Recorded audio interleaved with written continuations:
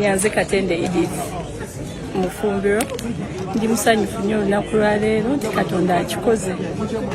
My husband is fully nominated era ngenda kati luzira kumugamba nti obuwanguzi bwaffe ab'Nakawa East batusapootinze bayimiridde naffe era tetulina kingi kye tusobola bagamba naye mwebale nnyo mwebalire ddala kyemanyi nti Alex gana amawulire agenda gasanyukira mwebale nnyo mwebalire ddala Mukama wa buyinza. Olwo lwe lunaku mukyala lwa Waiswa Mufumbira musajja wattu we yali ng'ali mu kkomera ye omukyala ne yeesitula era bw'atyo n'agenda n'amuggyirayo empapula musajja wattu asobole okubeera nga yeesimbawo.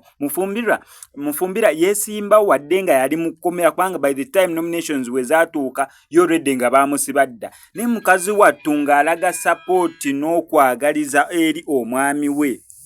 Amazima amawulire gagenza otuuka ku buli omu ddala nga takikkiriza. Mukazi wattu abadde afaayo eri bbaawe ne bbaawe ng'ayagala mukyala we. Mukazi wattu mazima amawulire g'okufa kwa Edith.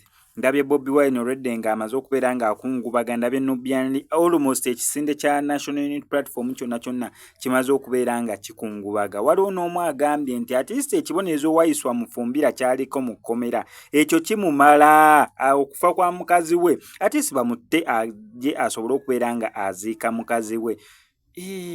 Ng'amazima nange ndaba nga kinkubye wala. Omanyi obulumi omusajja bw'abeeramu oli mu kkomera mukazi we agenze yakubeereddewo wadde ng'oli mu kkomera naye yatuuse okulwala kansa atuuse okubeera ng'amusensera ate naawe ng'okyali mu kkomera kyokka nga gw'obeeredde mu kkomera yasobodde okujja n'akuggyirayo empapula mukazi wattu akubeereddewo kampeyini azikukoledde wadde gw'oli mu kkomera osobole okubeera nga bambi mukulaakulana mwenna naye ate ye obulwadde bugenze otuuka omusensera gw'okyali mu kkomera tebakukkiriza fuluma tuuka kussa mukka ogusembayo nga tozzeemu kulaba ku mukazi wo wadde omusiibula wadde ogamba mbu mbayereddewo mukazi wange. Amazima obulumi Waiswa Mufumbira bwalimu bw'amaanyi. Wano ku SMX Media ngenda sigala nkuleetera updates gwe kyonna okola subscribing nga notification bell ebisigadde obitulekere.